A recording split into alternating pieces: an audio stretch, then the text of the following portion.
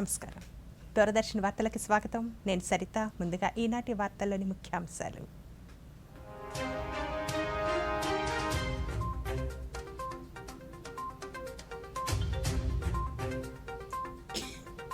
మహారాష్ట్రలో ప్రధాని ఎన్నికల ప్రచారం, పేదల మౌలిక వసతుల కల్పనలో ఎన్డీఏ ప్రభుత్వం విశేష కృషి చేసిందన్న నరేంద్ర మోదీ.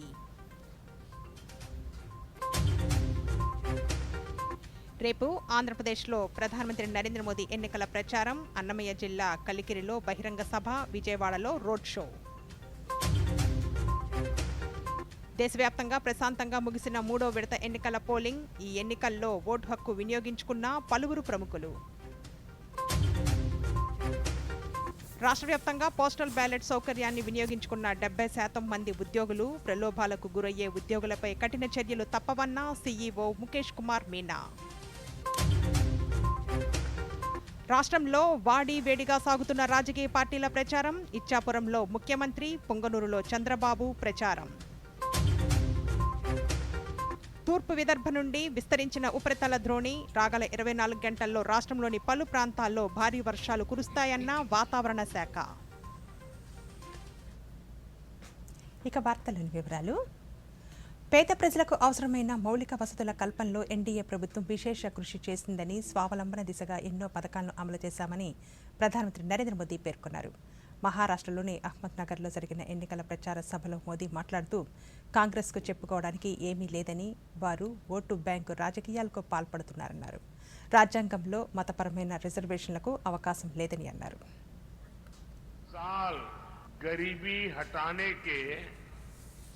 झूठे वायदे किए, उसने गरीबों से सबसे बड़ा विश्वासघात किया। और मोदी गरीब कल्याण पर क्या बोलेगा? मोदी 4 करोड़ घर, पक्के घर की बात करेगा। मोदी 50 करोड़ गरीबों के जनधन खातों का हिसाब देगा। मोदी 80 करोड़ जरूरतमंदों को मुफ्त राशन का हिसाब देगा। जब किसान की बात होगी तो मोदी बताएगा कि पीएम किसान सम्मान निधि के 3 लाख करोड़ रुपए किसानों को मिले हैं। मोदी फसल बीमा योजना से किसानों को 1.5 लाख करोड़ रुपए का मुआवजा मिलने की बात करेगा। मोदी फसलों की एमएसपी में रिकॉर्ड बढ़ोतरी का हिसाब देगा। और कांग्रेस क्या करेगी? సార్వత్రిక ఎన్నికల ప్రచారంలో భాగంగా ప్రధానమంత్రి నరేంద్ర మోదీ రేపు మరోసారి ఆంధ్రప్రదేశ్లో పర్యటించనున్నారు. అన్నమయ్య జిల్లా కలికిరిలో రేపు జరిగే ఎన్నికల బహిరంగ సభలో పాల్గొంటారు. రాజంపేట కూటమి ఎంపీ అభ్యర్థిగా పోటీ చేస్తున్న పూర్వ ముఖ్యమంత్రి నల్లారి కిరణ్ కుమార్ రెడ్డికి మద్దతుగా ఎన్నికల ప్రచార సభలో పాల్గొంటారు. అలాగే విజయవాడలోని ఇందిరాగాంధీ మున్సిపల్ స్టేడియం నుండి బెంచ్ సర్కిల్ వరకు భారీ రోడ్ షోలో ప్రధానమంత్రి పాల్గొంటారు.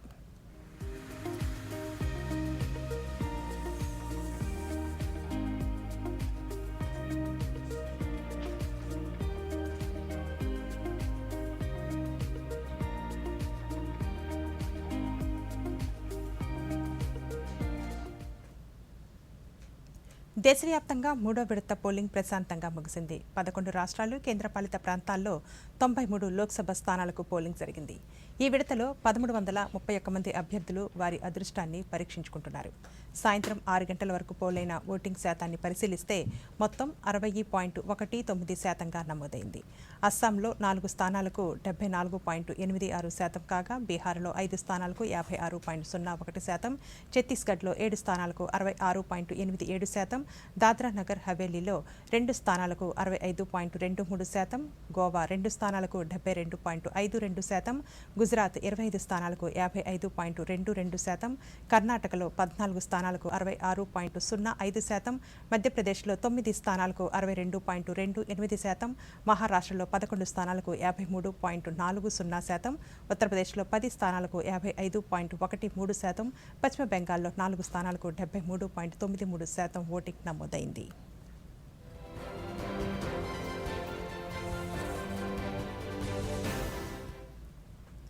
సార్వత్రిక ఎన్నికల్లో భాగంగా ప్రధానమంత్రి నరేంద్ర మోదీ మూడో విడత పోలింగ్లో తన ఓటు హక్కు వినియోగించుకున్నారు. గుజరాత్లోని అహ్మదాబాద్లో ఓ పాఠశాలలో ఏర్పాటు చేసిన పోలింగ్ కేంద్రానికి వెళ్లి ఓటు వేశారు. అనంతరం తాను ఓటేసినట్లు ప్రజలకు చూపిస్తూ అభివాదం చేశారు. ఎన్నికల్లో పౌరులంతా విధిగా పాల్గొని ఓటు హక్కు వినియోగించుకోవాలని, ఈసారి పోలింగ్ శాతం మరింత పెరగాలని కోరుకుంటున్నట్లు ప్రధాని వ్యాఖ్యానించారు.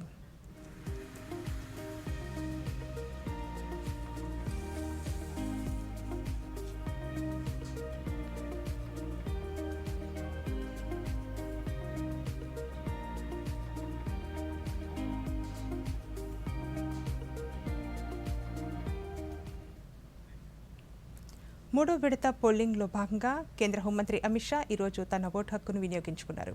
గుజరాత్లోని గాంధీనగర్ లోక్సభ నియోజకవర్గం అహ్మదాబాద్లోని పోలింగ్ బూత్లో ఓటు వేశారు.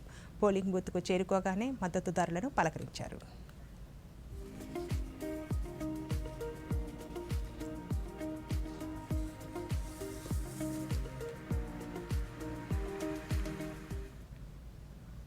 పోస్టల్ బ్యాలెట్ కోసం దరఖాస్తు చేసుకున్న 4,30,000 మంది ఉండగా ఇప్పటివరకు 3,30,000 మంది ఓటు హక్కు వినియోగించుకోవడంతో 70% మంది పోస్టల్ బ్యాలెట్ సౌకర్యాన్ని వినియోగించుకున్నారని రాష్ట్ర ప్రధాన ఎన్నికల అధికారి ముఖేష్ కుమార్ మీనా తెలిపారు. వెలగపూడి రాష్ట్ర సచివాలయంలో ఆయన ఈరోజు మీడియాతో మాట్లాడుతూ పోస్టల్ బ్యాలెట్కు సంబంధించిన పలు విషయాలను వివరించారు. కొన్ని జిల్లాల్లో 3వ తేదీన, మరికొన్ని జిల్లాల్లో 4వ తేదీన home voting, postal ballot voting ప్రారంభమైందన్నారు. కొన్ని చోట్ల పోస్టల్ బ్యాలెట్ ఫెసిలిటేషన్స్ సెంటర్ల ఏర్పాటుకు సంబంధించి కొన్ని సమస్యలు తలెత్తిన వెంటనే వాటిని పరిష్కరించామన్నారు. పోస్టల్ బ్యాలెట్ వినియోగం విషయంలో ప్రలోభాలకు గురయ్యే ఉద్యోగులపై కఠిన చర్యలు తీసుకోవడమే కాకుండా వారిని సస్పెండ్ చేస్తామని హెచ్చరించారు. 31,000 ఓటర్స్ని మనము వాళ్ళ దగ్గర నుంచి ఫామ్ తీసుకోవడం జరిగింది. దీంతోపాటు 40,000 మంది పోలీసులు, మిగతా sector officers, other persons on duty అంతా కలిపి సుమారుగా 4,30,000 ఓటర్స్ పోస్టల్ బ్యాలెట్ ద్వారా ఓటింగ్ చేస్తారు. Postal ballot including home vote. కొన్ని జిల్లాల్లో 3rd నుంచి, కొన్ని జిల్లాల్లో 4th నుంచి హోమ్ ఓటింగ్, తర్వాత పోస్టల్ బ్యాలెటింగ్. అంటే పోస్టల్ బ్యాలెట్ చేయాలంటే ఓటర్ ఫెసిలిటేషన్ సెంటర్కి రావాలి. పద్ధతి స్టార్ట్ అయింది. ఈ పద్ధతి స్టార్ట్ అయిన తర్వాత there were some issues on day to day basis. ఆ డే టు డే బేసిస్ గురించి కూడా మేము ప్రతిసారి రోజు ఏదో ఇన్స్ట్రక్షన్స్ ఇస్తూ వస్తున్నాం. సో ఈ రోజు దాకా పోస్టల్ బ్యాలెట్ కింద మనకు 2,76,000 ఫెసిలిటేషన్ సెంటర్లో 2,76,000 ఓట్స్ కాస్ట్ అయినాయి.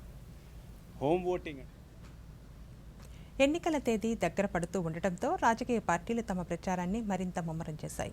వరుస సభల్లో పాల్గొంటున్న ముఖ్యమంత్రి వైఎస్ జగన్మోహన్ రెడ్డి ఈరోజు విశాఖ జిల్లా గాజువాకలో జరిగిన బహిరంగ సభలో మాట్లాడుతూ ఇచ్చిన హామీలలో 99% అమలు చేసి మేనిఫెస్టోకి విశ్వసనీయత తీసుకొచ్చామన్నారు. వైసీపీ ప్రభుత్వ హయాంలో విశాఖ స్టీల్ ప్లాంట్ ప్రైవేటీకరణ జరగలేదని, కూటమికి ఓటేస్తే స్టీల్ ప్లాంట్ ప్రైవేటీకరణకు అనుకూలంగా ఓటేసినట్లేనని అన్నారు. ఈ 59 నెలలలో రాష్ట్రంలో ఎప్పుడూ జరగని విధంగా, రాష్ట్రంలో ఎప్పుడూ చూడని విధంగా అనూహ్యమైన మార్పులు తీసుకురాగలిగాం. ప్రతి రంగంలోనూ కూడా గతంలో ఎప్పుడూ చూడని విధంగా ఏకంగా 2,70,000 కోట్ల రూపాయలు మొట్టమొదటిసారిగా ఈ రాష్ట్ర చరిత్రలో ఎప్పుడూ జరగని విధంగా మీ బిడ్డ బటన్లు నొక్కుతా ఉన్నాడు. బటన్లు నొక్కిన పిమ్మటే వివిధ పథకాలకు నేరుగా నా అక్క చెల్లెమ్మల కుటుంబాలకే నేరుగా వెళ్ళిపోతా ఉన్న పరిస్థితులు. ఎక్కడా లంచాలు లేవు, ఎక్కడా వివక్ష లేదు. గతంలో ఎప్పుడూ కూడా జరగలేదు. గతంలో ఎప్పుడు ఇలా బటన్లు నొక్కడము లేదు. గతంలో ఎప్పుడు లంచాలు లేకుండా, వివక్ష లేకుండా నేరుగా అక్క చెల్లెమ్మల కుటుంబాలకు పంపించడము లేదు. గతంలో ఉండేది దోచుకోవడము, దోచుకున్నది పంచుకోవడము. మొట్టమొదటిసారిగా చరిత్రను మార్చి ఈ మార్పు తీసుకుని వచ్చింది కూడా ఈ 59 నెలల పాలనలోనే. ఇంతకు ముందంతా మేనిఫెస్టో ఇచ్చేవాళ్ళు ఎన్నికలప్పుడు రంగురంగుల కాగితాలతో, అబద్ధాలకు రెక్కలు కట్టి రంగురంగుల కాగితాలతో మేనిఫెస్టో ఇచ్చేవాళ్ళు. ఎన్నికల్లో ప్రజలు మనకు ఓటు వేసిన తర్వాత ఆ మేనిఫెస్టోను చెత్తబుట్టలో వేసేవాళ్ళు. మీ బిడ్డ మొట్టమొదటిసారిగా మారుస్తూ ఏకంగా మేనిఫెస్టోలో చెప్పినేటివి 99% హామీలను నెరవేర్చి మళ్ళీ ఆ మేనిఫెస్టోను మళ్ళీ అక్క చెల్లెమ్మల కుటుంబాలకే మళ్ళీ తీసుకొని పోయి చూపించి, అక్క మీరే టిక్కు పెట్టండి, ఇదిగో మా మేనిఫెస్టో, కొత్త సాంప్రదాయం మొదలుపెట్టింది. కేవలం ఈ 59 నెలల్లో ఏ పేదవాడైనా కూడా జగన్ పేరు గుర్తుకు వస్తానే, లేదా ఈ స్కీముల పేరు చెబుతానే వెంటనే జగన్ పేరు గుర్తుకొస్తుంది. 14 సంవత్సరాలు ముఖ్యమంత్రిగా చేసిన వ్యక్తి చంద్రబాబు 3 సార్లు సీఎంగా చేశారు అని చెప్పుకుంటాడు. మరి ఇలాంటి వ్యక్తి ఈ చంద్రబాబు పేరు చెప్తే ప్రభుత్వ పాఠశాలల్లో విద్యా విధానంలో విప్లవాత్మక మార్పులు తీసుకొచ్చామని ముఖ్యమంత్రి వైఎస్ జగన్మోహన్ రెడ్డి పేర్కొన్నారు. శ్రీకాకుళం జిల్లా ఇచ్చాపురంలో ఈరోజు నిర్వహించిన ఎన్నికల ప్రచారంలో ఆయన మాట్లాడుతూ నూతన విద్యా విధానంలో 6వ తరగతి నుండే డిజిటల్ విద్యను అందిస్తున్నామని, దీనితో నిరుపేద విద్యార్థులకు సైతం నాణ్యమైన విద్య అందుబాటులోకి వచ్చిందన్నారు. వైసీపీ ప్రభుత్వం పేద బలహీన వర్గాల అభివృద్ధికి కట్టుబడి ఉందని, రైతులు మహిళల సంక్షేమం కోసం ఎన్నో పథకాలు అమలు చేస్తున్నామని తెలిపారు. దశాబ్దాలుగా అపరిష్కృతంగా ఉన్న ఉద్దానం సమస్యను పరిష్కరించామన్నారు.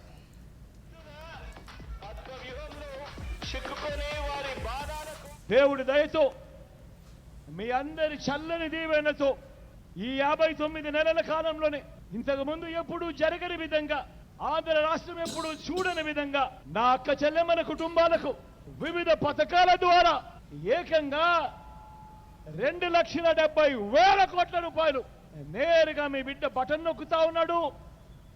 నా అక్క చెల్లెమ్మల కుటుంబాల ఖాతాల్లోకే, వారి చేతికే ఎలాంటి లంచాలు లేకుండా, ఎలాంటి వివక్ష లేకుండా మీ బిడ్డ బటన్ నొక్కుతా ఉన్నాడు. నేరుగా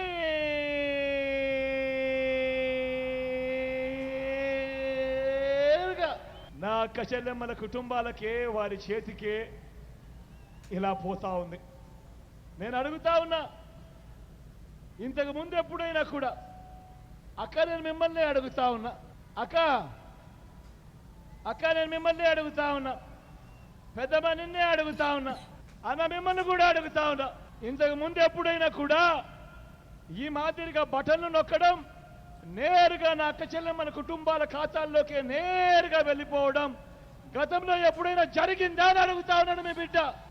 ఏకంగా 2,31,000 ఉద్యోగాలు రాష్ట్ర చరిత్రలో ఎప్పుడు కూడా చూడని విధంగా, గతంలో ఎప్పుడు జరగని విధంగా మేనిఫెస్టోను ఒక బైబిల్ గా, ఒక ఖురాన్ గా, ఒక భగవద్గీతగా భావిస్తూ ఏకంగా మేనిఫెస్టోలో చెప్పినవి 99% హామీలు అమలు చేసి నా అక్క చెల్లెమ్మల కుటుంబాల ఇంటికి ఆ మేనిఫెస్టోను పంపించి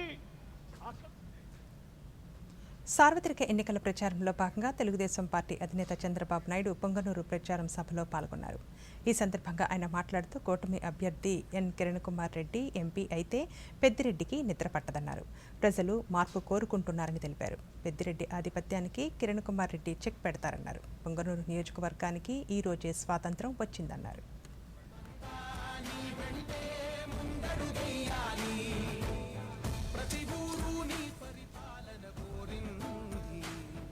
మైనారిటీలకు, ముస్లింలకి న్యాయం చేసిన పార్టీ తెలుగుదేశం. మీ 4% ఉద్యోగాలు నేను కాపాడతా, నేను పోరాడతా, కోర్టులో అడ్వకేట్లు పెడతా, మీ 4% రిజర్వేషన్లు పరిరక్షిస్తారని మీ అందరికీ హామీ ఇస్తున్నా. మేము పొత్తు పెట్టుకున్నాం, కానీ మేము పొత్తు పెట్టుకొని వాస్తవాలు చెప్తున్నాం. జనసేన కార్యకర్తలు రాష్ట్రంలో ప్రస్తుతం అమలు చేస్తున్న రైతుల ఇన్పుట్ సబ్సిడీ, చేయూత, విద్యా దీవెనలను కూటమి అడ్డుకుంటోందని వైఎస్ఆర్సీపీ మహిళా విభాగం రాష్ట్ర అధ్యక్షురాలు పోతుల సునీత ఆరోపించారు. తాడేపల్లి వైఎస్ఆర్సీపీ కేంద్ర కార్యాలయంలో ఈరోజు ఆమె మీడియాతో మాట్లాడుతూ పథకాలను నిలిపివేయడం వలన ప్రజలు పడే ఇబ్బందులను ఈసీ అర్థం చేసుకోవాలని కోరారు. చంద్రబాబు నాయుడు కోసమే ఈసీ ఉందా అన్నట్ల వాళ్ళ వ్యవహార శైలి ఉంది రాష్ట్రంలో. ఎందుకంటే వేరే ఏ రాష్ట్రాల్లో కూడా లేని విధంగా ఇక్కడ ఆన్గోయింగ్ 3 స్కీములకు నిధులు విడుదల విషయంలో కూడా చంద్రబాబు నాయుడు డైరెక్షన్లో ఈరోజు ఎన్నికల ఈసీ నిబంధనలు చెప్తూ వాటిని అడ్డుకోవడం జరుగుతుంది. మరి విద్యా దీవెన ఈ 3 స్కీములు కూడా ongoing schemes. Vidya Deevena, input subsidy, రైతులకు. ఇప్పుడొక చిన్న విరామం. మీ భద్రత మాకు అమూల్యమైనది. అందుకే ఎప్పుడు ఎల్పీజీ సిలిండర్ తీసుకున్నా ప్రీ డెలివరీ పరీక్ష తప్పక చేయించండి. మీ భద్రతను మరింత మెరుగ్గా నిర్ధారించడానికి ప్రతి ఇంటిలోనూ జరుగుతోంది వంట గ్యాస్ ఉపకరణాల భద్రతా పరీక్ష. ఒకవేళ భద్రతా హోస్ పాడైతే వెంటనే మార్పించండి. అత్యవసర పరిస్థితిలో 1906కు కాల్ చేయండి. స్వచ్ఛ ఇంధన వాగ్దానం, సురక్షిత వంటగదే లక్ష్యం. పూలవాడు, కేటరింగ్ వాడు, బ్యాండ్ వాడు, ఇదిగోండి బాబు. వాయింపుడైపోతుంది అన్న, పొరపాటు జరిగితే డబ్బు అరే పోతుంది. కాదురా, బ్యాంకు జాగ్రత్త పడుతుంది. ఎలాగా? నేను పాజిటివ్ పే సిస్టమ్ పై రిజిస్టర్ చేసుకున్న బ్యాంక్ కి చెక్స్ ఇంకా బెనిఫిషరీస్ వివరాలు ఇచ్చాను. బ్యాంక్ చెక్ చేసి పరీక్షిస్తుంది.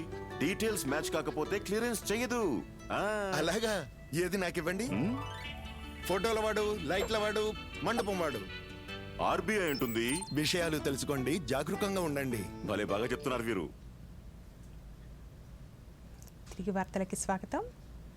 గత 10 సంవత్సరాలుగా రాష్ట్రంలో కుటుంబ పాలన నడుస్తోందని, అభివృద్ధి విషయంలో ఒకరినొకరు విమర్శించుకోవడమే తప్ప ప్రజలను పట్టించుకోలేదని కాంగ్రెస్ పార్టీ పార్లమెంటు అభ్యర్థి గొల్లి కృష్ణ పేర్కొన్నారు. మచిలీపట్నంలో ఈరోజు ఆయన మీడియాతో మాట్లాడుతూ మచిలీపట్నం పోర్టు కళ కాంగ్రెస్తోనే సాధ్యమన్నారు. రోడ్లు, డ్రైనేజ్ వ్యవస్థ సరిగా లేక ప్రజలు ఇబ్బందులు పడుతున్నారన్నారు. తాము అధికారంలోకి వస్తే యువతకు ఉపాధి అవకాశాలు కల్పిస్తామని, క్రీడా మైదానాలు నిర్మిస్తామని తెలిపారు. పోటీ చేయడం జరిగింది మచిలీపట్నం నుంచి. అలాగే నాకు రెండవసారి కూడా అవకాశం ఇవ్వడం జరిగింది. 7 పార్లమెంట్లో పరిధిలో ఉన్నటువంటి 7 నియోజకవర్గాలకు సంబంధించినటువంటి ప్రజలందరినీ కూడా కోరుకుంటున్నది ఏమిటంటే, ఈ యొక్క అత్యంత మెజార్టీతో పార్లమెంట్లో మమ్మల్ని గెలిపించాలని, అదేవిధంగా మచిలీపట్నంలో ఉన్నటువంటి మధ్యని మీరు బందర్ పార్లమెంట్లో గెలిపించాలని కోరుకుంటూ బీఆర్ఎస్ ఎమ్మెల్సీ కవిత జ్యుడిషియల్ కస్టడీని రౌస్ ఎవెన్యూ కోర్టు పొడిగించింది. ఈ నెల 14 వరకు కస్టడీని పొడిగిస్తున్నట్లు వెల్లడించింది. మరోవైపు ఢిల్లీ ముఖ్యమంత్రి జ్యుడిషియల్ కస్టడీని కూడా ఈ నెల 20 వరకు పొడిగించింది. ఢిల్లీ మద్యం కుంభకోణం కేసులు, మనీ లాండరింగ్ నిరోధక చట్టం కింద కవితను ఎన్ఫోర్స్మెంట్ డైరెక్టరేట్ మార్చి 15న అరెస్టు చేసిన విషయం తెలిసిందే.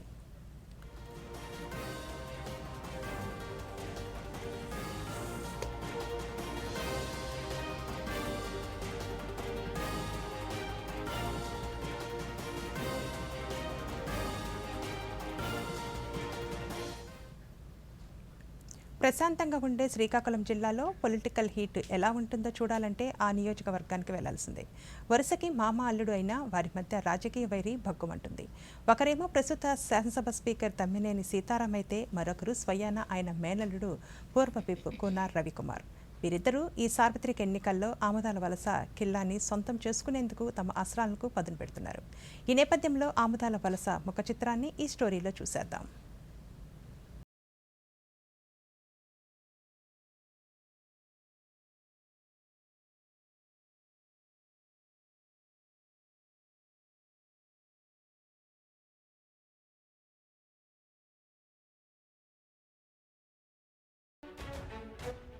శ్రీకాకుళం జిల్లాలో ఆముదాల వలస నియోజకవర్గంలో మామ అల్లుళ్ల రాజకీయం గత 3 పర్యాయాలుగా ఆసక్తి రేకెత్తిస్తోంది.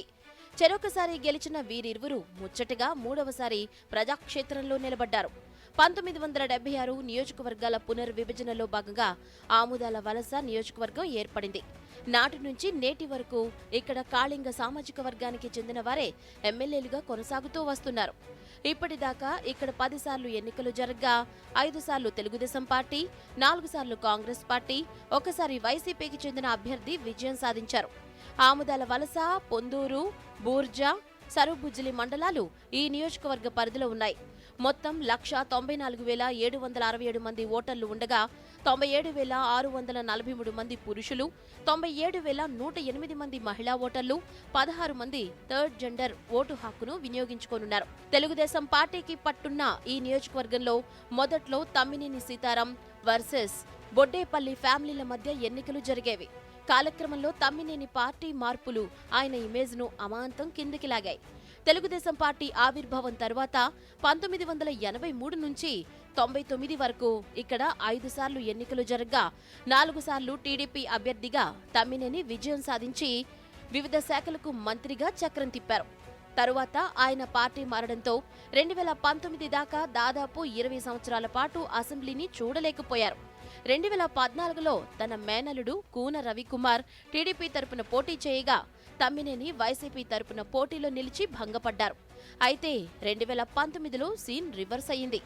ఈసారి అల్లుడు కూన రవిపై మామ తమ్మినేని సీతారాం విజయం సాధించి 20 ఏళ్ల సుదీర్ఘ విరామం తర్వాత అసెంబ్లీకి వెళ్లడమే కాకుండా స్పీకర్గా కూడా కొనసాగారు.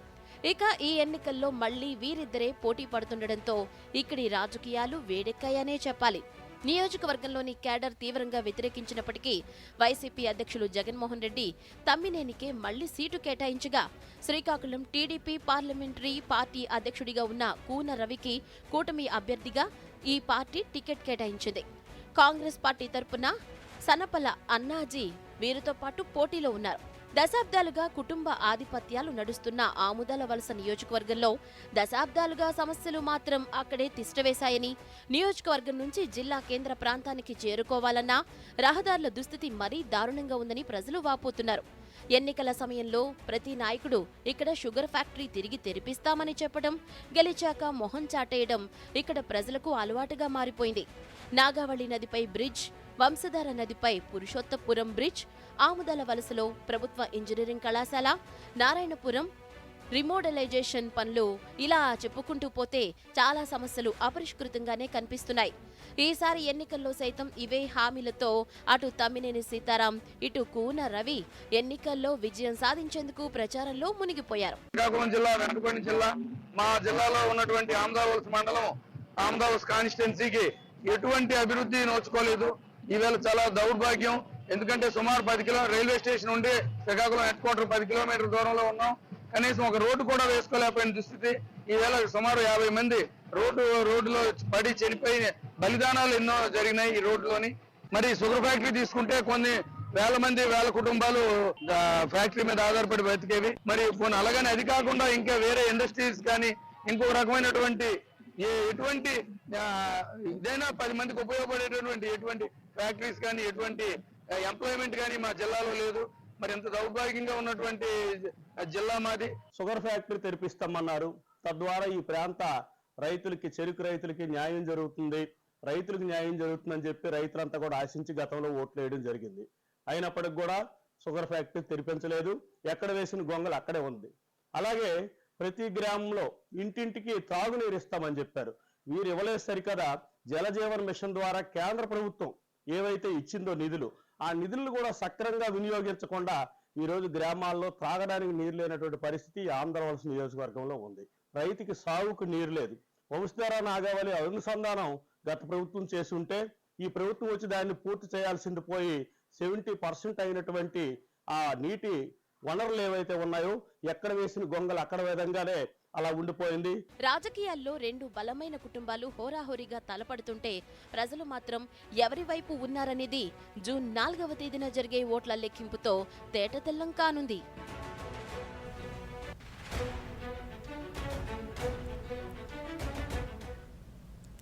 ప్రకాశం జిల్లాలో మే 13న నిర్వహించే పోలింగ్కు సంబంధించి కట్టుదిట్టమైన ఏర్పాట్లు చేసినట్లు జిల్లా కలెక్టర్, జిల్లా ఎన్నికల అధికారి ఏఎస్ దినేష్ కుమార్ తెలిపారు. ఎన్నికల ఏర్పాట్లపై ఒంగోలు కలెక్టరేట్లో జిల్లా ఎస్పీ గరుడ్ సుమిత్ సునీల్తో కలిసి ఆయన మీడియాతో మాట్లాడుతూ జిల్లాలో పోలింగ్కు అవసరమైన ఈవీఎంల కమిషనరింగ్ ప్రక్రియ పూర్తి చేసినట్లు తెలిపారు. ఈ నెల 12న ఆయా నియోజకవర్గాల నుండి ఈవీఎంలను పోలింగ్ కేంద్రాలకు తరలిస్తామన్నారు. జిల్లాలోని 2183 పోలింగ్ కేంద్రాల్లో మొత్తం 14,850 మంది సిబ్బంది విధుల్లో ఉంటారని చెప్పారు. జిల్లా ఎస్పీ గరుడ్ సుమిత్ సునీల్ మాట్లాడుతూ ఎన్నికల కోసం పటిష్టమైన బందోబస్తు ఏర్పాటు చేస్తామన్నారు. పార్టీస్కి పోలింగ్ స్టేషన్స్కి పంపించడం జరుగుతుంది. 486 డిఫరెంట్ బస్సెస్ ఆర్ వెహికల్స్ ద్వారా 2183 పోలింగ్ స్టేషన్స్కి దాదాపుగా 14,800 పోలింగ్ పార్టీస్ ద్వారా ఈ ఎంటైర్ ఈవీఎంస్ అన్ని కూడా వివిధ పోలింగ్ స్టేషన్స్కి తీసుకురావడం జరుగుతుంది. కార్యక్రమం మళ్ళీ దాన్ని కూడా ఓవరాల్గా సూపర్వైజ్ చేయడానికి ఈ ఇంటగ్రేటెడ్ కంట్రోల్ అండ్ కమాండ్ మనం కూర్చున్న లొకేషన్స్ ఏర్పాటు చేయడం జరిగింది. మరొకసారి దానికి ఒక డెడికేటెడ్ నంబర్ ఇచ్చాము. సందేహాలు కానీ ఆర్ ఎనీ గ్రీవెన్సెస్ కానీ కంప్లైంట్స్ కానీ పెట్టాలంటే ఈ నంబర్కి కాల్ చేస్తే ఖచ్చితంగా దాని గురించిన చర్యలు తీసుకుంటున్నాము. 08592882599 ఈ నంబర్కి కాల్ చేస్తే any kind of queries, complaints, grievances అన్నీ కూడా సెంట్రలైజ్డ్గా రిజిస్టర్ అవుతుంది. దాని తర్వాత దానికి సంబంధపడ్డ అధికారులకి అది ఫార్వర్డ్ చేసేసి దానికి తగ్గ చర్యలు తీసుకోవడం జరుగుతుంది. ఇప్పుడు దాకా మనం last 1 week or last announcement నుండి మనం తీసుకున్న చర్యల్లో ముఖ్యంగా గవర్నమెంట్ ఎంప్లాయీస్ ఎవరెవరు ఈ ఎన్నికలకు సంబంధపట్ట రానున్న సార్వత్రిక ఎన్నికల్లో ఓటింగ్ శాతాన్ని పెంచి ఎన్నికలను పారదర్శకంగా నిర్వహించడానికి కేంద్ర ఎన్నికల సంఘం స్విప్ పేరుతో ఓటు హక్కు వినియోగంపై అవగాహన కార్యక్రమాలు నిర్వహిస్తోంది. దీనిలో భాగంగా కేంద్ర ప్రభుత్వ ఆధ్వర్యంలోని సెంట్రల్ బ్యూరో ఆఫ్ కమ్యూనికేషన్ ఆధ్వర్యంలో ఈరోజు గుంటూరు జిల్లాలోని లాంపారంలో గల చలపతి కళాశాలలో యువతకు ఓటు హక్కుపై అవగాహన కార్యక్రమం నిర్వహించారు. ఈ కార్యక్రమంలో పాల్గొన్న స్విప్ గుంటూరు జిల్లా నోడల్ అధికారి సత్యనారాయణ దూరదర్శన్తో మాట్లాడుతూ విద్యార్థులకు ఓటు హక్కు ప్రాధాన్యత తెలియచెప్పడంతో పాటు ఓటు హక్కు ఎలా వినియోగించుకోవాలో కూడా వివరించినట్లు తెలిపారు. కార్యక్రమాలు ప్రతి కాలేజెస్లో కూడా ఏర్పాటు చేయడం జరుగుతుంది. విద్యార్థుల్లో ఓటు యొక్క ఆవశ్యకతను, ఓటుని ఎలా వినియోగించుకోవాలనే దాని మీద మేము కార్యక్రమం చేపట్టడం జరుగుతుంది. ప్రతి ఒక్కరు కూడా వారి యొక్క విలువైన ఓటుని వారి యొక్క పోలింగ్ బూత్లకు వెళ్ళి వినియోగించుకొని మంచి ప్రజాస్వామ్యాన్ని నిర్మించే విధంగా మేము కార్యక్రమం చేయడం జరుగుతుంది. కాబట్టి నోబెల్ పురస్కార గ్రహీత, విశ్వకవి, జాతీయ గీతం జనగణమన రచయిత రవీంద్రనాథ్ ఠాగూర్ 163వ జయంతి కార్యక్రమం శ్రీకాకుళంలో స్వాతంత్ర సమరయోధుల స్మృతివనంలో ఘనంగా జరిగాయి. ఈ సందర్భంగా పలువురు ఠాగూర్ విగ్రహానికి పూలమాలలు వేసి ఘనంగా నివాళులర్పించారు. భావితరాల్లో స్ఫూర్తి నింపేలా ఆయన దేశానికి ఎంతో చేశారని వక్తలు పేర్కొన్నారు. గాంధీ మందిరం స్వాతంత్ర సమరయోధుల స్మృతివనంలో రవీంద్రనాథ్ ఠాగూర్ యొక్క విగ్రహాన్ని స్థాపించి ప్రతి సంవత్సరం కూడా జయంతి వేడుకలు జరుపుకుంటున్నాము. రవీంద్రనాథ్ ఠాగూర్ అనగానే మనకు గుర్తొచ్చేది జనగణమన. విశ్వకవి రవీంద్రనాథ్ ఠాగూర్ జయంతి వేడుకలు. తూర్పు విదర్భ నుండి ఉత్తర తమిళనాడు వరకు ఉపరితల ద్రోణి విస్తరించి ఉందని, దీని ప్రభావంతో రాబోయే 5 రోజుల్లో రాష్ట్రంలోని అనేక ప్రాంతాల్లో వర్షాలు పడే అవకాశం ఉందని ఆంధ్రప్రదేశ్ వాతావరణ శాఖ శాస్త్రవేత్త ఎస్ కరుణసాగర్ తెలిపారు. రాయలసీమ కోస్తాంధ్రాల్లో మెరుపులు, ఉరుములతో కూడిన వర్షాలు కురిసే అవకాశం ఉందని, గంటకు 40 నుండి 50 కిలోమీటర్ల వేగంతో గాలులు వీచే అవకాశం ఉందని పేర్కొన్నారు. కాగా ఈరోజు రాయలసీమలోని తిరుపతి, కడప జిల్లాల్లో 1-2 చోట్ల భారీ వర్షాలు కురుస్తాయని, కోస్తాంధ్రలోని ప్రకాశం, పల్నాడు, ఎన్టీఆర్ జిల్లాల్లో కొన్ని చోట్ల భారీ వర్షాలు, ఉత్తరాంధ్రలోని విశాఖపట్నం, పార్వతీపురం జిల్లాల్లో 1-2 చోట్ల భారీ వర్షాలు పడే అవకాశం ఉందని కరుణసాగర్ తెలిపారు. కొన్ని చోట్ల వర్షపాతం నమోదు కాగా అత్యధికంగా రాయలసీమలోని పలమనేరులో 6 సెంటీమీటర్లు, అలాగే పలాసలో 6 సెంటీమీటర్ల వర్షపాతం నమోదు కావడం జరిగింది. ఇక ఉష్ణోగ్రతలు చూసినట్లయితే గరిష్ట ఉష్ణోగ్రత నంద్యాలలో 46 డిగ్రీలు నమోదు కాగా, నంద్యాల, కర్నూలు, కడప, ఆరోగ్యవరంలో మనకు వడగాలులు నమోదు కావడం జరిగింది. మచిలీపట్నంలో గత కొద్ది రోజులుగా ఒక్కపోతతో ఇబ్బందులు పడుతున్న ప్రజలకు ఒక్కసారిగా వాతావరణం చల్లపడటంతో సేద తీరారు. నల్లటి మేఘాలు విస్తరించడంతో ప్రజలు కొంతమేర ఉపశమనం పొందారు. కాలువలు, డ్రైనేజీలు పొంగి పొర్లటంతో లోతట్టు ప్రాంతాలు జలమయమయ్యాయి.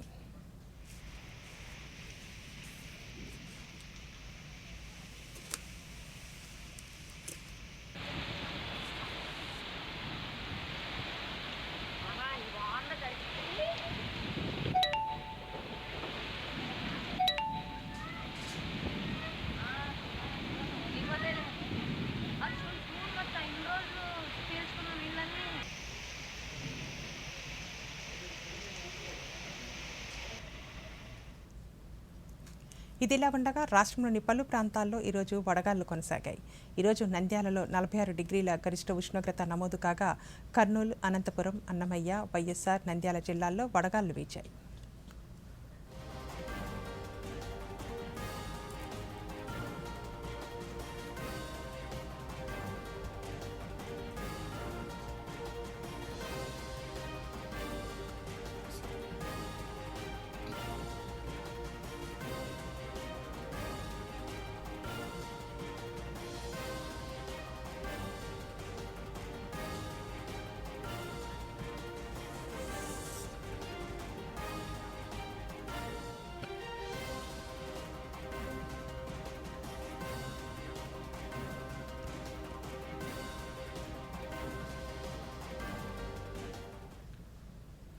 ఈ వార్తలు ఇంతటితో సమాప్తం. నమస్కారం.